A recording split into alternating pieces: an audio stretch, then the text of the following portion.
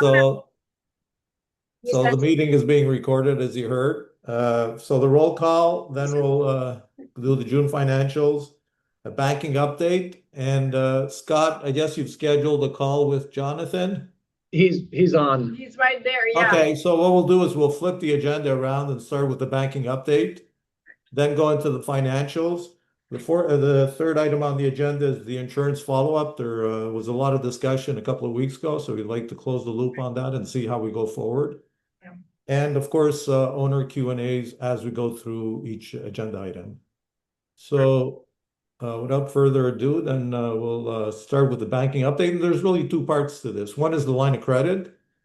And the other one, there's been a lot of emails that have been circulated in terms of accounts and consolidating them or opening up new ones. Just wanted to get an update on that. So let's start with the line of credit since Jonathan's on the phone. And Jonathan, thanks for joining us. Of course. Thank you for having me. Hi, Jonathan. I'm Sandra. So I just sent you an email this morning. I assume you got it. I wanted to kind of give you a heads up on some of the items we thought we would want to discuss. So I don't know if you were able to get some of that information, and maybe we start with that, or did you see I it? I don't think I got the email that Hold on. oh yeah, I have it here. I'm sorry. Okay, want to make sure I sent it to the right person. So, Okay. so Jonathan, just before you get into that, as you're looking at, this is the monthly Finance and Insurance Committee meeting. Just a bit of background. The Sure. committee members are Sandra, Barbara, myself, Mike Sisto, Katina, who's online, and Heskey, our treasurer. And Scott's involved in the committee meetings as well, and they're open to the members. So that's a bit of background on No, who thank we you. are and what we do. So I got Sandra's question. If you want me to go through it, she asked what was the current interest rate on the money market account for the 250,000. It would be I know for sure it would be a first service part because Wintrust Barrington Bank is a partner bank with First Service, so they would be getting a first service preferred rate with that. I think it's in the 3% range. I just have to confirm with them just before, so I'll get back to you on that. Okay. And then clarify the maturity since this is renewable. If you guys were to borrow 1 million in month 11, when do we have to repay? We need to understand the repayment schedule. So, essentially, if you borrow $1 million in month 11 and use those funds, uh, the the funds will be due as a balloon payment. So at the end of the term, the association would have to pay those funds back unless they renew the line of credit, keep it open, pay interest on what's outstanding, and then, at the association's discretion, they can pay down, the balance once they're ready to pay it down. So month 12, we would renew for a year, and it's 1,250, I think. We would get a renewal, so that would give us an additional year to repay, in other words, but we do have to pay the interest on the amount borrowed Correct, monthly, right? correct. So what if they decide, I mean, they could decide not to renew. I guess, I mean, the assumption is that unless something changes drastically, they would renew the line.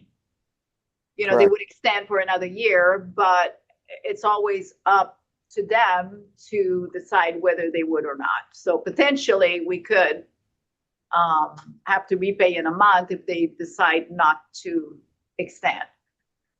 So I think I alluded to this before, but the chances of them not renewing, we've never seen any cases like this before. Mhm. Um, every time they will renew the line of credit, unless something drastically changes with the association's financials or their income or delinquencies.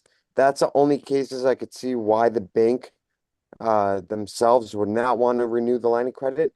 But with our history and relation with this bank, they seem to be in healthy, you know, circumstances. They're not, going to be bought out or close out their business with the condo HOA sector. So I don't foresee that being an issue at all. Okay.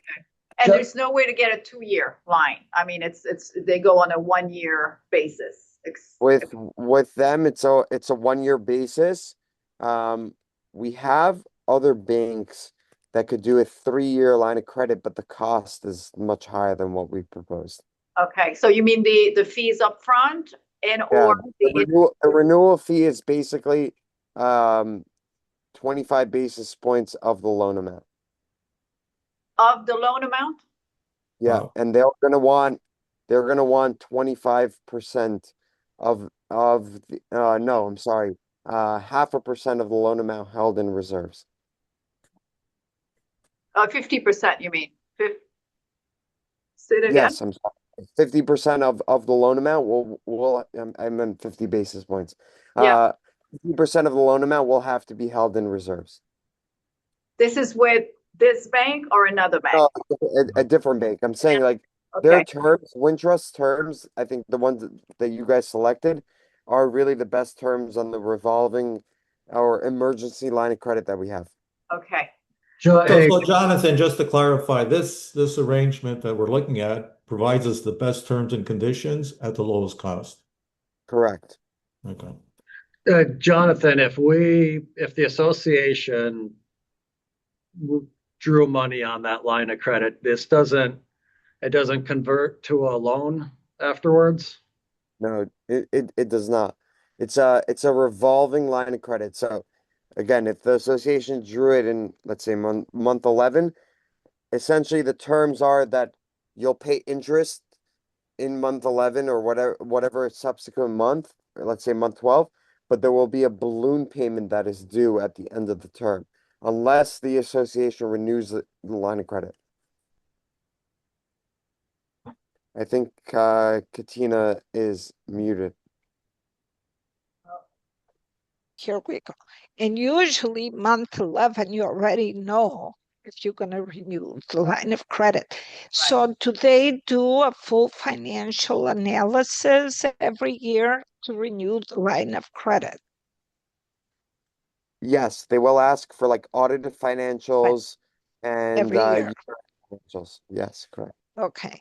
And it's a revolving line of credit. So, which says unless things change, you pay your $3,500 fee and you get it extended. It's 1,250, yeah, Well, it's yeah, 1250. It's 1250. 1250. Yeah. Right. annual, yeah. Okay. So to get into the mechanics of it, so say there's a storm, we need a couple million, we need to how what's the mechanics, how long, the timing, and to be able to, because we don't just get a checkbook and then we can go ahead and write checks out of this line of credit, right? There's a process. Yes. So essentially, like if you had to draw on it, you would just submit a draw request form that the bank will provide to you, to draw down on the funds, and they would deposit those funds into the designated association banking account. And then you'll have the funds to use as needed. How long you think? What's the turnaround? So Um, I I wouldn't say more than like, let's just say not more than 15 business days, give or well, take, but it's usually quicker. As long That as you long? submit the draw request form to them. I no, I'm saying no more than that. right. But usually it's very quick. Like they'll probably fund it within the next couple days or so. Yeah. But it's at their discretion. Storm It's though. hard. In the event of the Yeah. storm and you have all of your Southeast Florida associations asking for the money, have you personally lived through that type of experience? I've never lived through an experience where an association was not able to turn around the funds promptly to be able to cover the costs that they're trying to pay on Even the during line of the credit. storm, So, though. and I'm just giving you like even during a storm, like 99% of the associations that we close these line of credits with are taking them for hurricane, for emergency flood, any repairs that come see, with any of these unforeseen expenses. Not any of them have ever had an issue with funding. But we can't just sit and say, oh, we want $500,000, right? Part of what we have to submit is either invoices or proposals. No, for the ELOC, they usually fund it right away. They don't require like requisitions and review of documents. They'll fund it. You know, if the Yeah. association submits a draw request, they're gonna fund it. That's not what this says, because if you look at 13, it's almost like a construction loan where you have to submit with, releases of lien and the whole thing. Reading item 13, It's a lot of credit. it's a draw package, include authorization from the board, invoices, waivers of lien, and application certification of Correct. They will ask for invoices, but they're not going to hold it up because it's not usually with a traditional line of credit, those are tied to like if you were to take a loan, right, and fund it for a project, they're going to ask for invoices and make sure those match the project. In right. this case, when you submit an invoice, they're not going to be like, this has nothing to do with what we're giving you the loan for. They're going to fund it no matter what, as long as you have the backup. So if you have a invoice because you had ServPro that came out to come and remove all the water from the basement that flooded or whatever, by way of example, they're not going to question what the invoice was for, what it's categorized as. They're going to fund it right away. Okay, but it's still a process of submission and paperwork in order to get funded. There's still a draw request form that has to be submitted with the amount that you're drawing on. And if at the time you can submit an invoice, they're going to request that invoice at the same time.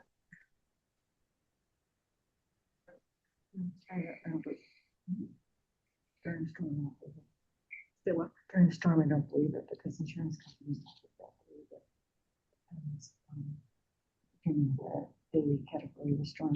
My concern would be, he's talking about basics.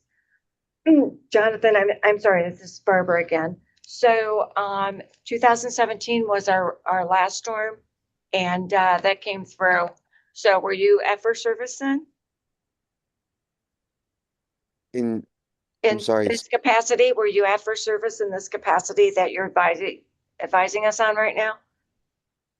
in 2017, Yes, if I was working, like you're saying, on placing loans, yes. I was not placement of loans. I was working on as a property manager at Okay. that time. All right. So, yeah, that's why I was asking the question. Normally during the storm, things do slow down. And Yeah. that's why I was wondering, how much longer we'd have to wait for that. I guess it Right. depends. I guess the point is how many properties in Broward County have line of credit with Wintrust. I Right. guess that's what you're Yeah, that's where I'm getting referring at. to, right? It's like how much backlog would there be for them trying to process all of that? Wintrust is really good about their funding process. Yeah, honestly, even as a manager, I used to be a manager in New York, and just by way of example, we had a traditional line of credit where it was tied to construction, and they would normally fund it within 3 to 5 business days. So Right. that's why I always try to give like the over like a 15-day, right, just to be conservative, and I don't want to give you that it's going to be a 3 to 5 business day because I don't want you guys to expect it. But they're really, really quick about funding, especially with an ELOC because it's emergency purposes. It should be funded pretty quick. Do they Probably, do yeah. they fund the account that we would have to open with the bank? Is that where the money would be deposited in? No, you'll designate which bank account you'll want those funds Okay. deposited to. But Yeah. Jonathan, it's Mike here. Yep. Sorry. Yeah, at the end of the day, we're working with First Services, so we have a point of escalation as well if we run into hurdles or Of roadblocks. course. If there's any issues, you So I guess guys, that's one of the benefits of working together on this, right? yeah, if there's any issue, you guys loop us in. But again, I really want to stress that like I've never had an issue with Wintrust. They're really good about these funding requests. I like in reality, don't hold me to it. I think you guys will probably be funded within like 3 days at max, especially on the emergency line of credit. Well, we're gonna hold you to it. It's being recorded, so. Put it on tape. Yeah, can we have it in blood, please? No, Well, for disclosure, it will depend based off what's submitted with it. Right. Obviously, it's at the bank's discretion, but they're really, so really good. If there's any issue, loop us in. Like I have a direct contact. I just had an association that took one out with them. Actually, a construction loan. They had an upfront line of credit. They wanted to close it because they didn't use the funds. Wintrust was totally okay. They closed it the same day. okay. The made the request. So. One other questions. Are there any banks? I mean, you represent many banks. Are there any other banks that have a different process? Because at the end of the day, we're comparing this bank to other appropriate similar banks. So are there any other banks that have a different process that would be a better service to us? Like a There's checking account, like, I mean, being able to use it. Well, Yeah, we the write a check, structure, like the you get structure, credit. Line of credit, yeah. yeah, well, the structure you guys are looking for really fits your need because you're looking for emergency purposes. Again, if we were to give you like any other bank that were to do it, I think out of all of them, if I were to say that on the emergency line of credit, Wintrust will be the fastest in funding. They have the best program as far as rates. They have the best program far as cost for the renewal fee. And yes, I would probably express a little bit concern, but as far as like working with them and dealing with Wintrust, they have a really a good background in this space. But what you're asking more fits you this product for the emergency line of credit fits more for emergency purposes. What you're talking about is you can have a line of credit where the bank will fund you those funds, but it's not going to be revolving. So they'll say, you want $1 million? Here's $1 million. We'll give you a line of credit for 12 months. If you want to use the funds, use it. If you don't want to use it, you don't use it. But we're not renewing this. So it's tied to a construction project. I mean, we do have working capital, money, like 3 to 500,000. So, I mean, in an emergency, we do have funds. It's just that if we have to wait a week or something to make deposits or do different things,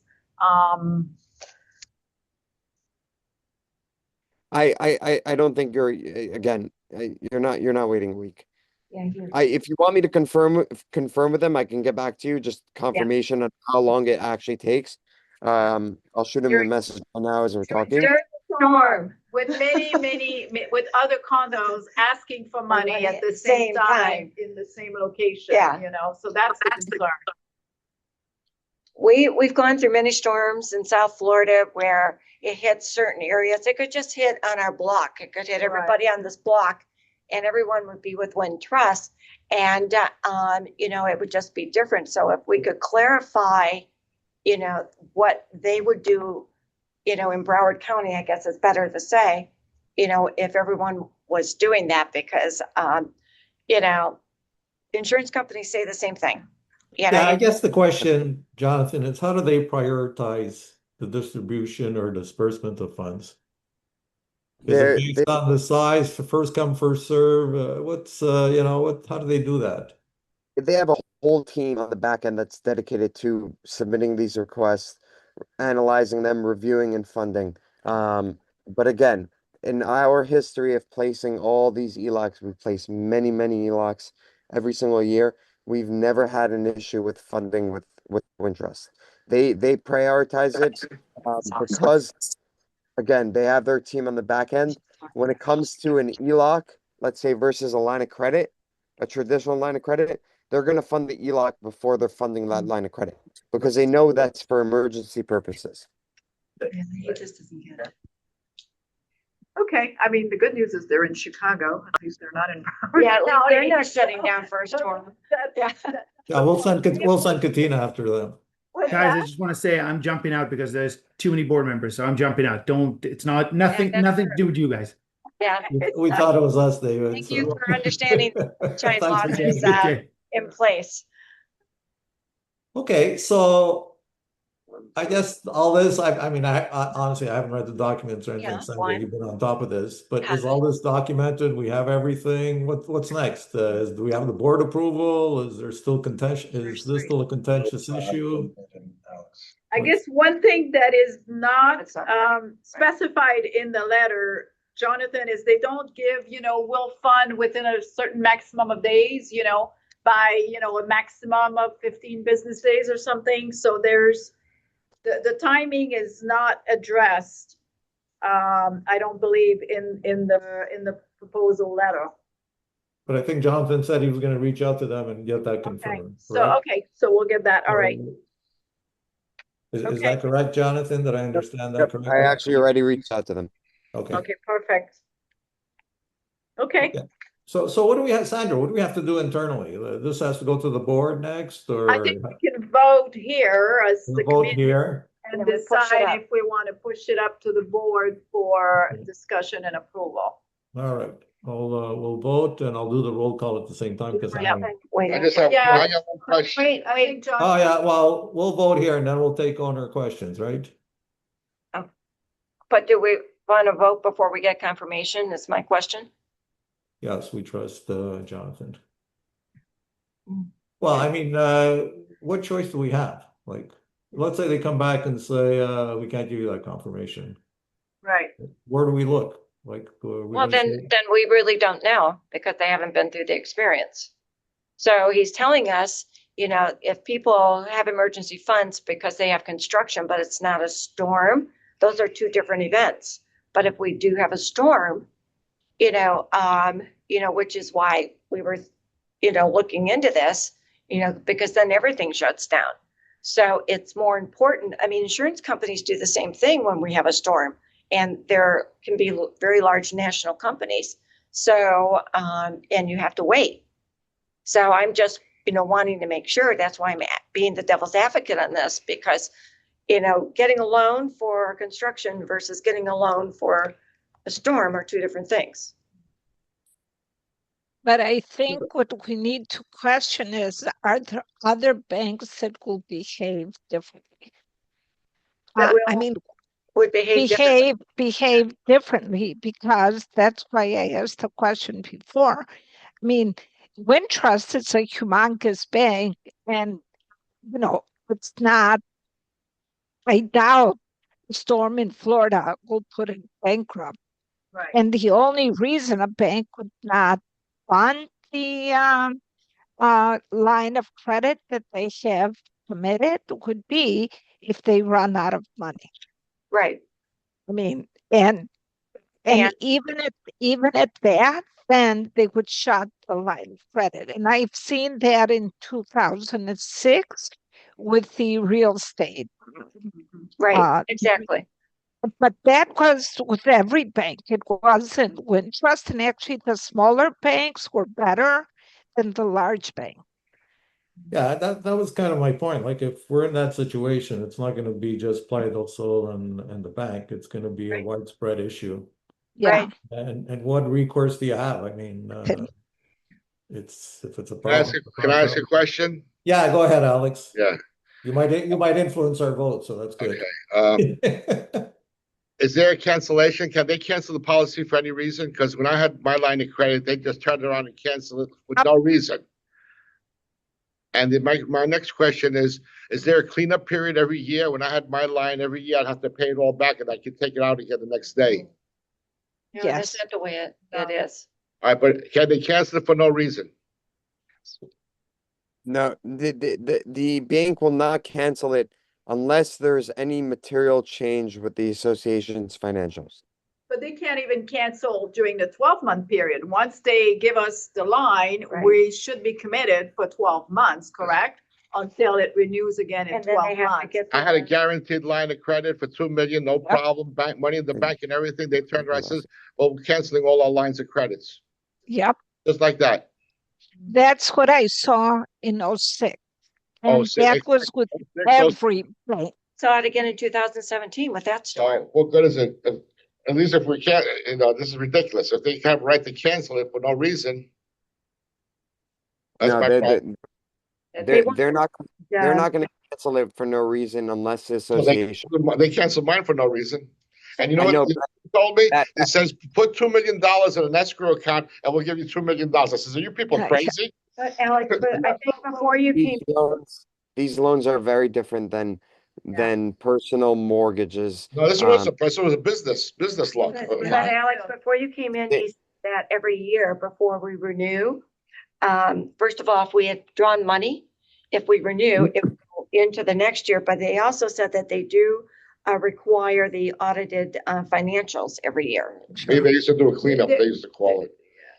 Yeah, I mean, they go through their due diligence and what have you, but the reality is they can cancel at any time. Of Right. course they can. You know, so we can talk about this till tomorrow morning. We're not going to solve that Look. because it's industry wide. So And a line of honestly, credit, that's it's kind of a I risk think to take. I think you have to remember also the purpose. The purpose of this emergency line of credit is really for emergency purposes, to be able to tap into those funds. If the bank is going to renew it on a yearly basis and the association's paying that fee, they're telling you, hey, you have all these funds to tap into as needed for emergency purposes. And if you're paying that renewal fee, you're going to be able to get funded for whatever you're approved to. But you didn't answer the question, can they cancel it for no reason? And you're saying yes. I look, can the bank completely collapse? I can't tell you No, what's no, going to happen collapse. tomorrow. Bank of America, I mean, it was Fleet Bank then, they didn't collapse. They just said we're stopping all our line of credits. We do, and I've noted this to Sandra before. We have no indication and no concern with Wintrust, closing their Yeah. program related to condo and I'll HOA. take it up. Let me ask you, Jonathan, the question another way. If it's another bank, would they have the same clauses and conditions? yes. Correct. Yeah. Yes. So why are we even All of discussing it? them. I mean, it's a risk. It's a This is a legitimate risk, very guys. there- But at the end this of is the a very day, new market for condo and HOA lending space. There are not many players in this space, even on the emergency line of credits that actually, like, we have banks that loan and provide loans for associations for construction, term loans, line of credits up front, but they do not do emergency line of credits. There are many banks that do, but it's a very niche market in this lending market because of the collateral that's tied to these loans. It's not like the bank would come in and take over, own, any real estate, or they have any real estate value that they could take over. It's the assessment that you're pledging, your monthly assessments that you're pledging as collateral. So there's a very niche market of banks. Wintrust is probably the strongest that stand out to me, and I've worked with them as a manager in New York with a big condominium, and I've never had an issue with them. Todd, you had a question? Todd, You're mute. you're mute. Your hand's up. I'm so sorry. I'm sorry. A couple quick questions and a comment. One, I've heard everything that's been spoken, and if I were on the committee, I would go ahead today and vote in favor of this. One of the chief reasons is Jonathan said we're getting a very good discount because this is the arrangement First Services has with Wintrust, and I think it would be double the carrying cost with another bank. Is that correct, Jonathan? Yes, traditionally these line of credits are priced at there's usually a spread above the primary. Yeah.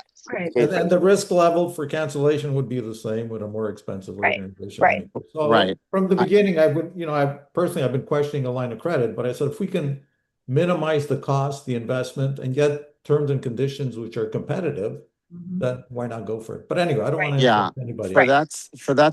For those reasons, I would go ahead and vote. The second thing is, Scott, didn't the board already approve a line of credit, or am I mistaken?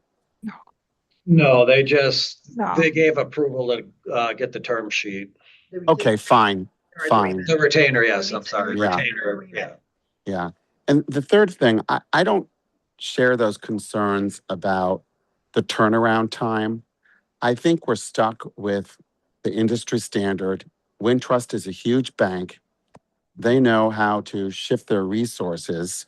They usually have something called a CAT team, a catastrophic team, like insurance companies and banks, when a tragedy strikes, and they bring in extra people to process these loans. And I'm not sure we would do any better with any other bank than Wintrust because they are such a big boy or a big girl. There's a risk in everything, but you try to mitigate that risk depending on who you deal with and who you partner with. And, so we're mitigating that as much as we can. So We Yeah, got yeah. first I, sip. I, look, anyway, with that, I think we should proceed to the vote, else we're going to take the whole the meeting Right. to just Yeah, talk good. about this issue. Yeah. You want to So, present the motion? yeah, bring it to motion. Yes. So, Sandra, She seconded. That would go for vote. this is for the roll call as well. Sandra, are you there? I am there. And what is your vote? Yes. Barbara, are you there? And what is your Yes. vote? Yes, I vote for that. Yes. Katina, are you there? Yes. You vote. Yes. And myself, Mike, as chairman, I'm here and I vote yes. Okay. Okay, so that was part one of the bank agenda item. Gee. Part two are the accounts. Is Jonathan involved in that?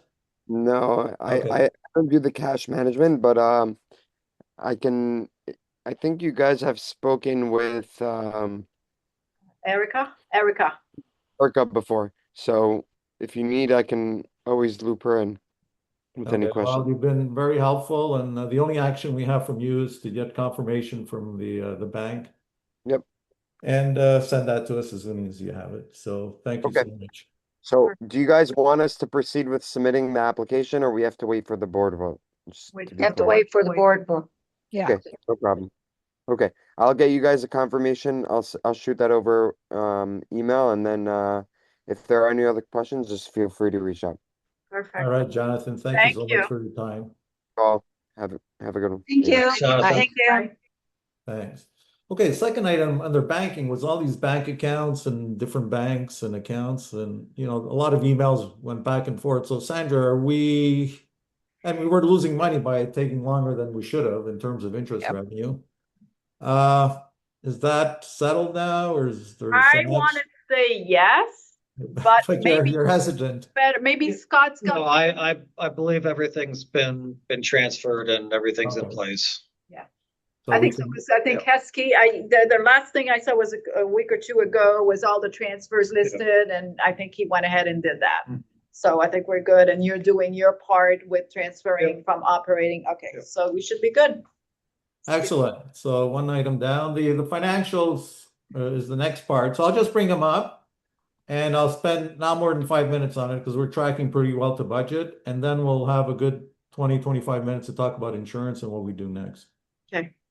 So let me share my screen. Can you guys see an Excel sheet with all kinds of numbers on it? Nope. Not yet. It's traveling from Montreal to Fort Lauderdale. Yeah. All right. Wait, let me try this again then. Right. Share. Yeah, Mike's Okay, there we smiling go. I forgot to hit the share button. There we go. You got it there? Yep. Okay, so to make a long story short, the income statement, the operating income and expenses, if you look at total revenues, we're 36,000 to the good. That's essentially the interest we're earning. And it might be timing, some of it might be permanent. On the expense side, we're at 2 million.3.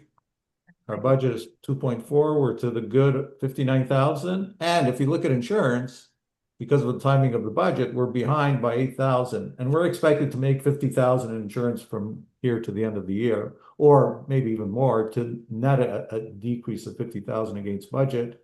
And of course, most of that is being offset by legal and litigation fees, which are 38,000 over budget. And you look at the actuals, they're 183,000. If we trend as per the last 3 months, we'll be over the 90,000 budget and be close to the 140. So just want to make sure we increase the visibility around this. There's not much we can do. It's money spent. There's settlement fees in there. There's litigation. There's contract review fees. But I think as both owners and finance committee members and as board members, then we have to keep pushing this and creating attention around it, that this costs us money. And all the good things we do to save money in the budget get wiped out because of this. So enough of my editorial comment.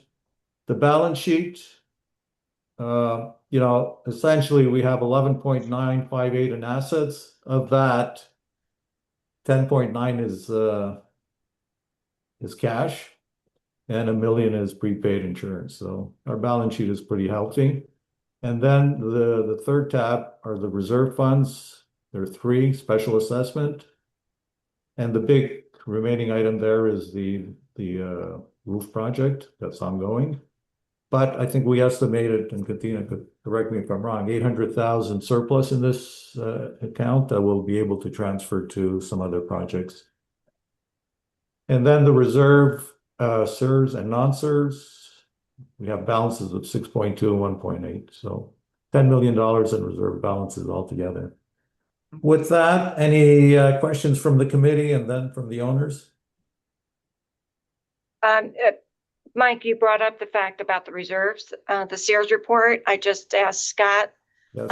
if we can expect to get it by the end of the month. He said he hasn't spoken to them for 2 weeks. So I asked him to please call and make sure that we get that. He said he would.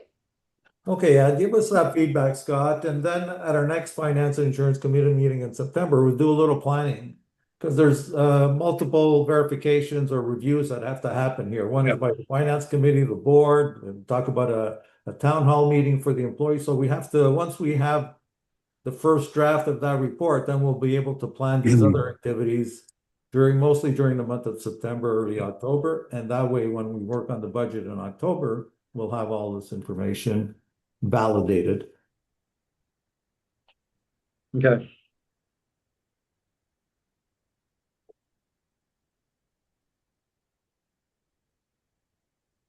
Okay, so with that,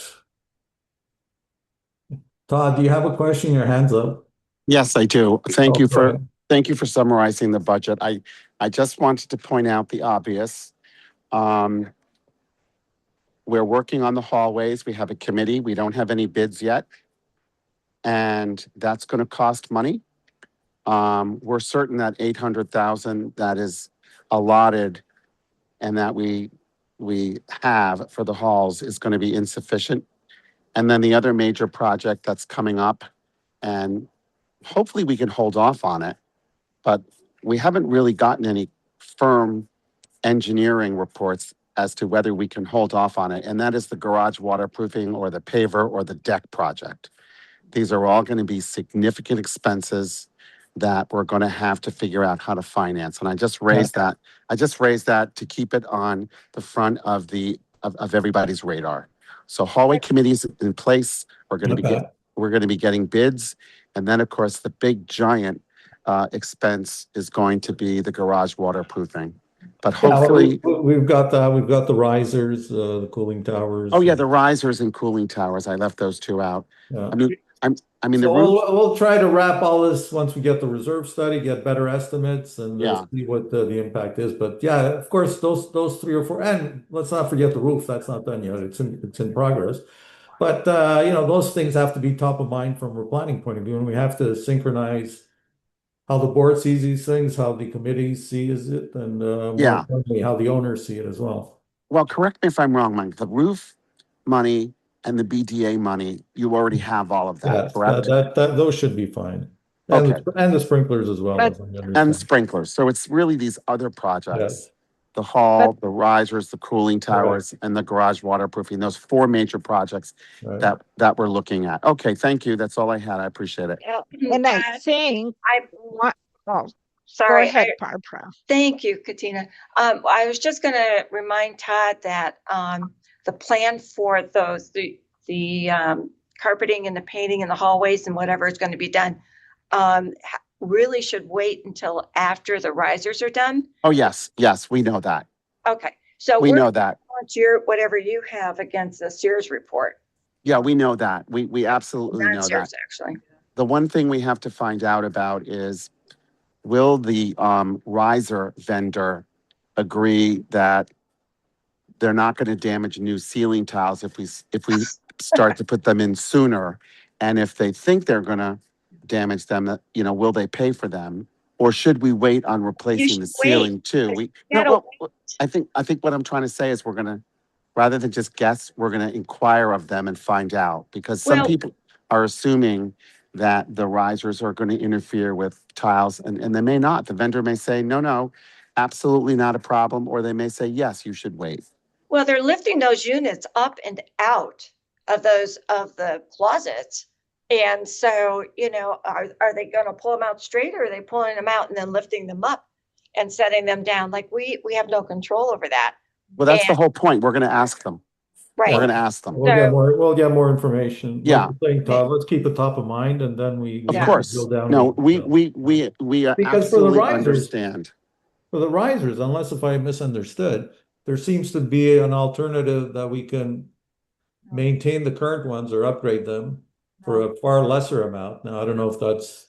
I haven't heard that recently. That's Well, Upgrade the pipes, is that what you're saying? We were No. looking at that for the cooling towers. Yeah, not for the for the cooling, okay, sorry, the cooling towers. Okay, I got it Yeah. wrong. Yeah, we may be able to extend the life of the cooling towers. We got a bid for like 375,000 to get us maybe 5 to 8 years. Like 500,000. I'm sorry, 500. So we are discussing that, but the big thing is, I'm telling you, with respect to the hallways, we may or may not be able to put the ceiling tiles in sooner. Once we select a vendor and talk to the vendor about that, we'll let you know. Todd, Okay, from a financial perspective, what we should do before the next budget is have a good understanding of the cost of each one of these projects Oh, of course. and a few scenarios as when do we start doing them. Yes, Because it's all about cash flow and it's all about timing. And Right. then the board can discuss various options. Do we, you know, the longer you extend it, the more time you have to collect the money. yes. So And then we can decide if this is a one time or if it's an increase in these reserves. So that way we can meet right, we meet absolutely the cash discussed. requirements. Yeah, thank you, Katina. We absolutely agree with you, and we all said as a committee, sometimes it's better to wait because that gives us more time to raise money. So we are absolutely going to rely on your recommendation too. Once Well- we give you cost estimates and timeframes. Yeah. I mean, it may be that we don't do much to the halls for the next year and a half or 2 Well, years. we can do various scenarios, and then based on the scenarios, we can make an informed decision. You guys Correct. can make an informed decision. Yes, but I So- just want you to understand, we absolutely addressed that today. We Todd, talked about the advantage of waiting to have more financial options. So we'll present it to you. We're not going to make any decisions. We're just a committee, and we'll show you what our recommendations are and what our costs are. And then we'll talk to you guys about ideas about financing, and then we'll present something to the board and then the association last. Todd, I'm sorry, but I understood that you know, really the people of the building have to select, do they want A, B, or C? Of course, we know that. And then they cost it out. And then No, they, we're not going to cost it out next because we want to give people a transparent picture of what A looks like and what it costs. Yep. What B Okay. looks like and I what it get that costs. part, but we do need to vote on it. Like you can't push it through until the building Wow. sees it. Barbara, I think we all know that. No one's going to suggest we're pushing it through at all. yeah, you know what, in the past, they put projects forward without the cost, and then everybody likes the most. Right. We're not going to So do that. We're not. that's important, Todd, and I appreciate that, so thank Yeah, you. we don't operate that way. Good. And people have to know the cost and see the options. And of course, it's going to take a vote. All right, so moving on, anything else on this? I mean, I think we we've covered it. We're all aligned. And the third item is the insurance. So I'll just start by recap. So we had a special finance and insurance committee meeting. I think it was on July 23rd. We had our insurance agents and to address really the glass policy. But that, we talked about it and the pros and cons and our insurance provider or agent gave us very good rundowns on why we have it, some background. But then it came, the other thing that was discussed at the meeting was the balcony glass and railing insurance. And whether we should have more insurance, and then it turned into whether, if we have to replace it, whether they'll meet the new code as a replacement cost based on the new standard and code, or is it based on the old one? So, well, that's what I understood, those two topics, and we had to kind of decide on how we go forward. So that's my understanding is Barbara, Katina, Scott, and Sandra. Anything you heard that was different, or is it? What are your thoughts on it?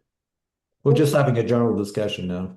Right. I think we kind of left it that I guess Brooke had mentioned that possibly the risk was more on the north side of the building or the south side of the building than the west side, which is what we currently are insuring, all the catwalk glass. So Scott, I guess, went ahead and got a quote with additional glass being covered, but I myself cannot really read this quote, so I think that we need, unless somebody can explain exactly what the quote means, I think we need to get a little bit more information on it. I agree. Yeah. That was my conclusion because there are two columns there. One does not have impact glass, one has impact glass. I guess we'd have to get impact glass. And I don't even the annual premium ranges from 81,000 to 134. Remember, we've got But the then there's coverage limits associated with that. right. So Yeah. I can't make sense of this quote. So But the reality is, it's big money. yeah. So the reality is, I don't think we can decide that for now. We do have to look No. at our budgets and what have you, because I just finished saying that we saved 50,000 in premiums compared to our budget. It's always nice to have more insurance, but at what cost? Yeah. Exactly. Katina, were you going to say something? I agree with you guys. I was confused, and I'm not really sure if the premium is worth what we're getting. Yeah. Right. So my thought process was, hey, let's keep the glass policy insurance because it'd be foolish to cancel now just on the eve of hurricane season. right. Yep. And let's talk about that, the glass policy and other insurances for balcony glass and railings when we put our budget together for next year. That was my thinking. I don't know if that makes sense to you guys. Yeah. Yeah. In the meantime, maybe we can talk with Tim Scott and then kind of try and get some more information to understand what this quote is, because I can't make sense of it. Yeah, I can't either. Good point. Yeah, and my question, Scott, was, Brooke brought up the fact that if there's damage and we have to replace the glass or the railings, then there's a new code. Would this policy or these premiums limit that in any way? Can we go out there and buy whatever, they'll give us $1 million and we do whatever we want with it, or we have to like for like? I don't know. I'm assuming you could take the cash value. I'm assuming, but I guess we would have to find out. And replace it with what you need to replace. But again, and I think maybe that's a conversation for the engineers, because the city might let you replace with the same glass if the damage is under a certain percent, right? I think it's typically 50% or something. So if you have, 100,000 worth of damage, which is about 10% of the glass, then they might let you stay with the same type of glass and not have to upgrade to code. Yeah. Okay, so Todd, try to get more information, and that'll be useful when we put our budget together. Todd, you have a question? Yeah, a couple of points on insurance, and some of you know this, maybe not all of you. For 40 years, I worked at Liberty Mutual and I was an executive running. Can you get us special rates? I may be able to, but I don't think Liberty insures coastal properties. But anyway, Just kidding. my point is, the motto we use is, and I've said this before, you insure against probabilities, not possibilities. So keep that in mind. Right. In order to evaluate whether a policy is worth it, because these are expensive, you have to assess the probability versus the possibility, because you want to insure things for probability. The probability of losing a diamond ring is high. In my opinion, and I don't know this for sure, the probability of losing a significant amount of our glass on the building is probably quite low. But you guys have to investigate that. The second thing I was going to say is if you do need any help reading insurance contracts, that's my expertise. And I also have access to what's called coverage attorneys because I used to manage them. And I have plenty of friends who I'm sure would be willing to look at it. Insurance coverage attorneys are a separate breed. I was a litigator and an executive and a manager. It does take a certain degree of experience to properly read a insurance policy to find out, well, what are you really getting? Right. If you guys get to the point where you want help with that, I can certainly help and also find resources who would do it for free that are highly reliable. The last thing I would say is I kind of do agree with Mike's, save this for next year, do your research now, come up with an assessment of whether you think this probability is high enough to warrant spending $50,000 or $100,000 a year on premiums for the next, 20 years for an event that may never happen. Yeah. If we have a large enough event where we're blowing out 100 impact windows and doors, I mean, we're gonna be covering our hurricane insurance deductible anyways, and this glass is gonna go against that. 6 million. We'll have 6 million in damage. If we're blowing out 100 windows to make this policy worth it, I would think yes. Okay, well, that's good feedback. And this is the type of discussion we should have. So one of the committee meetings, probably the one in October, we'll invite Tim and Meredith back and have these questions. But in the meantime, let's get up to speed on what this policy really includes or does for us. And I don't know how to gauge, Todd. I don't know how to gauge the probability. This is where the we have to hire brokers, a mathematician, I guess, or something. yeah, this is where the brokers come in, Mike. Okay. Now, keep in mind, an agent works for the insurance company. They just want to sell, sell, sell. A broker works for the client, the insured, the policyholder, and they send out bids to all sorts of insurance companies. An experienced broker in South Florida will have data on what is the probability and the statistical analysis. They have all of that. Trust me. They evaluate what are the chances of a tree falling down in a street, and you know what I mean? Because they have to have underwriters who have all this information and they base their premiums on these probabilities. Okay. A bro- a- So a Scott, good it's Tim and Meredith. Are they brokers or agents? Agents, I think. Oh, I think he's a broker because I think he's a broker more. Right.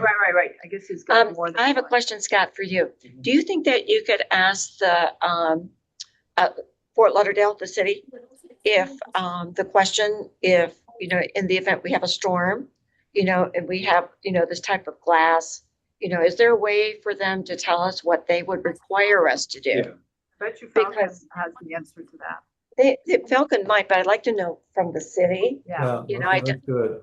Yeah, because otherwise, You want to know about railing glass, right? It's the Yeah, whole well, issue it's the issue of the laminated glass, which is versus the foam, tempered glass. versus the tempered glass, which we currently have. Yeah. So if we had 25% damage, would they make us switch the replacement over to the laminated glass, which is now code? Which means Or- the whole building, I guess. Yeah. Well, maybe Maybe. not Yeah, necessarily. well, that's a good point. Let's say 75% of the glass or railings are not damaged. do we have to replace all of them, or they all have to Or look some the of same, I them- I guess? read that it's 50% usually damaged. They make you go Okay. up to code, but I think it's definitely worth Okay. asking. I would ask them because the city runs differently than, let's say, the county would. And, I'll ask yeah, okay, The thanks. permit would be with the city. Yeah, I mean, because we still have 15 years. I mean, technically, I think it was a 30-year life on that glass. And if we did it in 2012, we're like 14 years, about halfway there. So, Joe still knows that, because he was a manager then in Aventura, that when we had one of the storms in 2005, it just hit Atlantic 2 at the point, and Twister, Uh-huh. and blew out all the glass. Like, that's what happened. It didn't hit the buildings right next door, anything else. There are 5 buildings there, and that was the only building that got hit. So, when we talk about probabilities. yeah. So Joe knows that because you get those micro bursts. Yeah. And that's what kills the glass. And if I might add, when we had the storm in 2005, I was on a point on Intercoastal, and one of the apartments in upper floor from me did not lock their doors. If their slider doors, they bounced open, and it sucked out the drywall from the ceilings. So, maybe, if we look in our emergency rules, maybe we can look and see, make sure you lock all your doors and windows, because I'd hate to see some of the people that go for, aren't here during hurricane season. And all of a sudden, their sliders bounce open. Okay, we're pretty much on schedule. That wraps up the meeting. I just wanted to talk about 3 things to include on the agenda for next meeting. One I heard was that we should get an update on the reserve study, timing, issuance, and what have you before that meeting. So at that meeting, like I said, we should do a bit of planning and sequence of events in terms of what do we do with that information? How do we review it? Which groups review it, and how do we take that forward? So that's one thing. We talked about cooling towers. I wanted to put that on the agenda related to, if it's worth looking at an upgrade of existing or it's a complete replacement. I just saw that spreadsheet in that email. Maybe there's a bit more information around that we can discuss. And the third thing was, and this question maybe is more for you, Scott. So I don't know if you've seen it, but Brooke sent an email saying we should do an inventory of all PDS assets. I saw that. What it costs. Is that something that could be dovetailed into Rodney's maintenance book or is that completely different? Because we got 2 or 3 things going on. The reserve study is going to give us some information as well. Yeah. We got Rodney working on his maintenance book, and the asset is really a combination of those in terms of quantifying the value and having a record of what we have. Yeah. Go ahead. Can I say something about asset record keeping? It's very, very tedious. Usually, when you take a hold of assets, you kind of have to decide. Every chair is an asset, every table is an asset, and then the equipment, any removable equipment is an asset. Anything attached to the building is usually building improvements, so they're not considered assets. But usually you have to tag them. And the important part is when you dispose of an asset, you have to eliminate it from the books.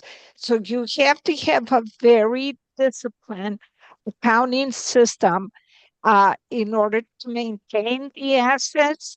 And if they're then you have to depreciate it. If they're fully depreciated, and you have to kind of do an audit every couple of years or every few years because the assets walk away. They break, people don't fill out the paper. It was one of the most intense accounting work we had to do. I don't know that I would get crazy. I would almost do it by room. First floor, Correct. this room, so many chairs, so many tables. Make I an mean, I inventory would list, get right. take a couple pictures. Exactly. I would not get crazy. If Yeah. you have original costs you have it. Keeping invoices all in one location would be good, maybe by date or something. You know, some kind of Excel spreadsheet where you go through each floor by floor and you make the list, and then you could just do a value, an estimated value. I mean, I think the point is, you know, we're insuring for $400,000 right now. The contents, is that enough? And if there was to be a flood or something, do we have records to go and claim the money? I mean, that's Yeah. the goal. Because Katina, we're not depreciating, we're not doing any of that. When it's purchased, it's expense and it's gone. So But when you go to an insurance company, unless theirs is different, you say how old yes it is before they give you a value. yeah, So if the chairs are 20 years old versus 2 years old, you know, it's different. And the issue is when one of the chairs breaks and then you replace it, do you update your records? That's where the complexity comes in. I wouldn't go into that. I mean, I think that we typically replace as a group. You know, if you lose a chair, you have one less chair and that's it. I mean, if it breaks, I wouldn't go crazy with it, but I would, you know, try to make, and once a year you kind of take a look and, you know, or if you're buying something, you take off and then you put the new, and if you have the cost, the original cost, that's the best. The year of purchase, the original cost, and an estimated value, because it's at replacement cost anyways when they replace it. But So I have two Yeah, things. so maybe Scott, you can give us some feedback on how we should deal with that Right. if you want to deal with it and what the implications are. So I From a had committee point of view, I think I'm hearing that let's do something for the major assets. Some of mostly the immovables, the movable stuff, I could care less if there's 8 chairs in that room or 7. However, All wait of a minute. all of our equipment, we already have listed, Okay. Yeah. mechanical equipment, that's gonna be the most expensive. but when you're talking about mechanical, you're talking about, you're not, we're talking about content. So everything that you can pick up and Yeah. leave with. Right, right. We're not talking about Computers. equipment like the elevators, or, you know, we're not talking about full. So yeah, it wouldn't be hard for us to go room by room, take a couple pictures, write down what's in there and. Supplies, equipment. Yeah. So I gotta say something. So, in the event we had a flood, let's say, and we're gonna pull this inventory out. I don't know if any of you know that the wallpaper in the lobby was put up by residents in this building when the remodel happened. And then some of the residents, they also, I don't know how to use this word, any different. I know the word tchotchkes, but all the little figurines around the first floor in the north and south tower walkways, they end up having feet and going away at a lot of times. But people have put the supplies, you know, they just decorate at will. And so I just wanted, you know, I don't know if we had a storm, in the event we had a storm, you know, if these folks would come to us and say, you know, these need to be replaced, but you know, how do we? It belongs to them. That should be in their policy. Well, I don't know. Yep. Noted. I mean- Do you know what I'm saying? Because it's in our general area now.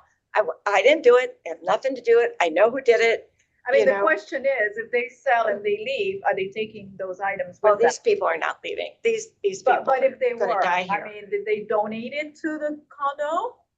I Because if it's donated, then it's property of the condo, then it could go on a list, but. Yeah, if I it's don't- And private- if All it's I know not, is if I leave something outside my apartment, I'm Yes. not expecting that I'm gonna Right. get it back. in perpetuity, because it's out there, right? So, If and it's their- we should be firm with yeah. those owners if they want compensation. I mean, it's as easy as Oh, that. if it's their property these people are and crazy. they want it, they should take it and keep it in their apartment. I don't think the building is responsible for people's property that's outside of their Well, maybe unit. once we get that inventory, you Yeah. know, of those things, you know, No. because it Wow. changes around all the time, Katina. In But the I wouldn't go, I would not Then it's include, not I would ours not to include in inventory. inventory that level of Correct. detail. Correct. Let's So be maybe real we should too. know what Francine put out, what she didn't, and you know what Joe Sclafani paid for that, you know, that wallpaper. You know, maybe we need to tell them, you know, in the event of a storm, you know, just want to make sure. The wallpaper is part of the building though. It's not I understand part of that, the but contents. I see something happening in the future only because of the nature of who put it up. All right. So I'll I think call it the minute we do a fixture on the building, I don't care who puts it, it is the buildings. Yeah. I'm I mean, are they going to want to be compensated for the labor if they put up the wallpaper themselves? I mean, 5 years ago, Joe 10 to years take his ago. Come wallpaper on. back if a I mean, hurricane coming. Yeah, remove the wallpaper. Take it back. Or sign off on it that, you know, it may No. get ruined because those, well, maybe you weren't aware of that, but these have been issues that I'm aware of, you know, where there have been scratches and then there had to be replacements, or someone came through and painted a different color and it didn't match with that wallpaper. And that, so when we do this type of asset inventory, I'm just saying maybe, you know, that we make a decision or a suggestion to the board that those things are just miscellaneous decorations and don't have a lot of value. Yeah, we'll have a footnote to it and say those are excluded, but you know, we live in a community and people have to understand that. It is. Todd, you have a question? Doesn't have a whole lot of value. No, no. But they are tree huggers. Can I chime in as an insurance expert here and explain how it would work if there was a major loss? Yes, right ahead. Yeah. Okay. There's two types of policies. There's actual cash value. So if you have a chair that you paid $200 for and it's 20 years old or 10 years old, they will look at depreciation and they will replace that $200 chair. They'll say, well, it was 10 years old. We're only going to give you $50. That's called ACV, actual cash value. The better type of insurance is called replacement cost. And some of you know this, so I'm just repeating it for those who don't. Replacement cost is, well, we spent $200 on the chair and we need a new chair, and the same chair costs $400 now. They don't ask you what you paid for it. They just replace it at the current fair market value. That's called replacement cost. So, to wrap up what my point is, it's a good idea to take pictures and to have an accounting of what your assets are. And wallpaper either could or couldn't be an asset. If it's expensive wallpaper, then yeah, I would take pictures of it. But the point is, have pictures of everything, have a list of what you can, and then you need to determine, well, what is our current policy? Is it actual cash value, ACV, which is the less expensive, or is it replacement cost, which is more expensive and a better policy? So that's my 2 cents. With respect to people's personal belongings, if somebody paid for wallpaper and put it up, the insurance company doesn't care about that. They don't. They know they're going to have to replace the wallpaper, and they're either going to replace it based on actual cash value or replacement cost. We're not going to tell them, oh, so and so in unit, so and so, put it up at their own expense. They're not even going to ask you that. With respect to the tchotchkes, by the way, can you guys still hear me? Yes. Yes. Okay. With respect to the tchotchkes, again, they don't need to know who owns them, if someone donated them.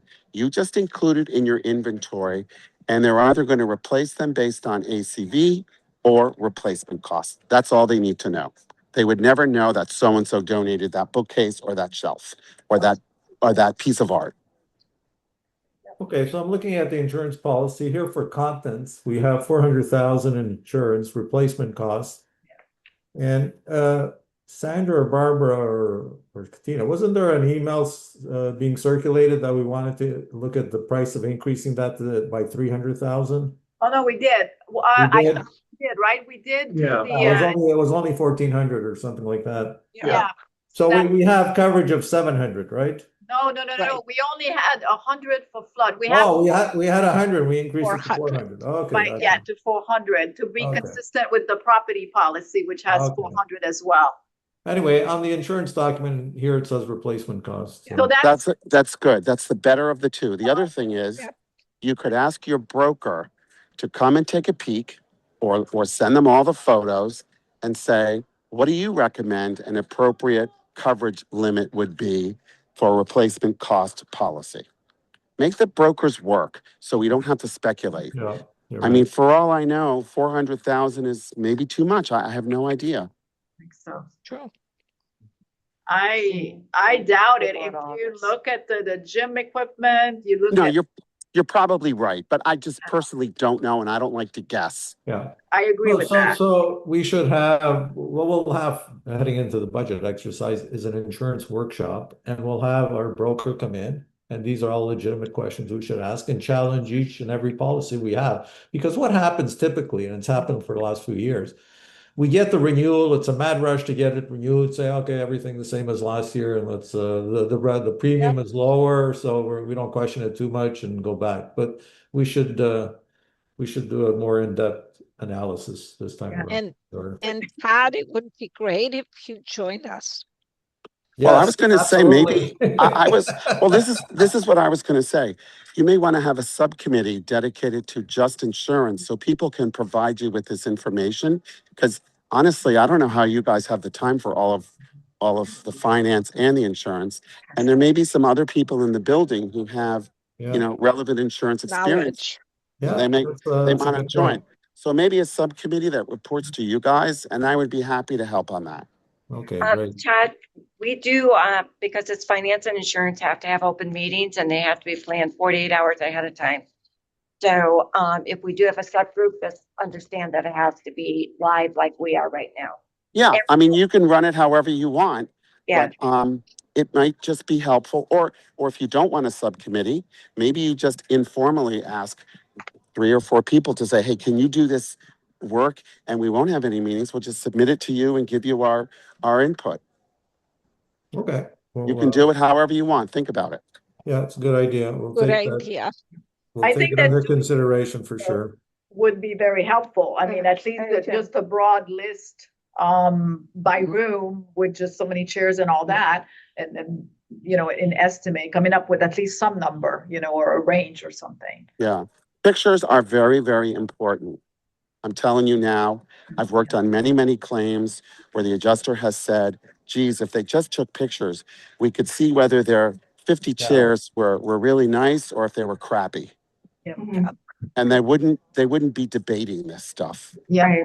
And Todd, the reality is it's so easy to do nowadays. It is. You just walk around with your phone and take a few Correct. right?